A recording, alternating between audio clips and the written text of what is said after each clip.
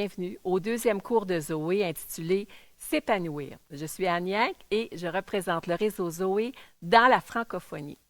Dans le premier cours intitulé « Identité », vous avez découvert quel était votre prénom.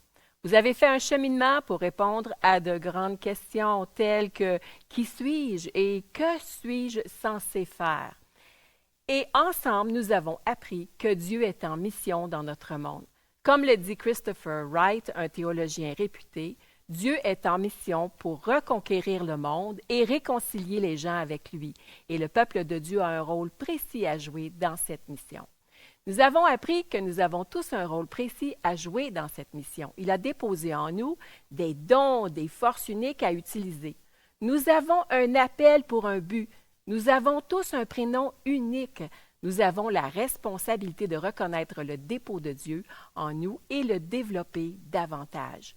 Nous avons découvert que les femmes et les hommes sont libres de diriger et que nous pouvons célébrer l'alliance bénie en nous associant en tant que sœurs et frères.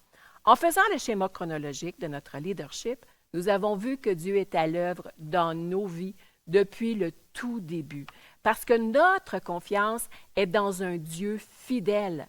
Nous pouvons être courageux, courageuses, prendre des risques et suivre ses conseils dans nos vies. Il n'y a rien de mieux que la vie d'aventure à laquelle Jésus nous invite. Nous recevons souvent des témoignages d'anciens participants, hommes et femmes, qui nous parlent des risques qu'ils ont eu le courage de prendre. Certains ont quitté leur emploi. Épeurant, n'est-ce pas? D'autres sont retournés aux études et d'autres encore ont entrepris de nouveaux projets. Ils continuent d'avancer malgré la peur et ils jouissent d'une confiance retrouvée alors qu'ils commencent à rêver avec Dieu de ce qui pourrait se produire.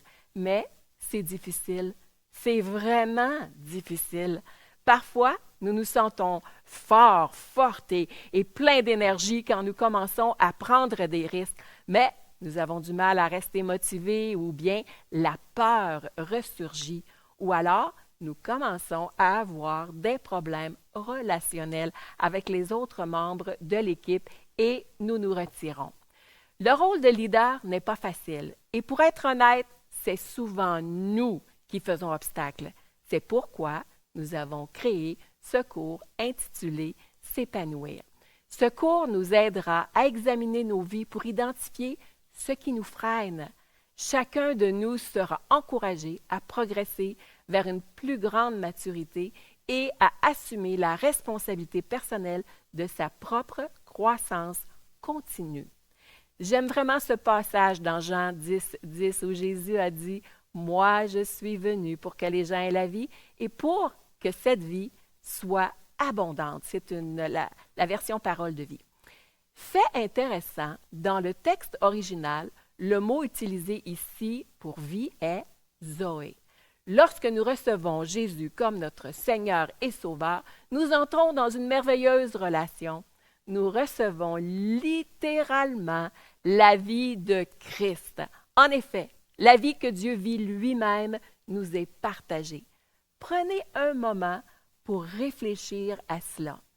Cette vie est donnée non seulement à notre esprit, mais à tous les domaines de notre vie, à savoir notre pensée, nos émotions, notre corps et nos relations.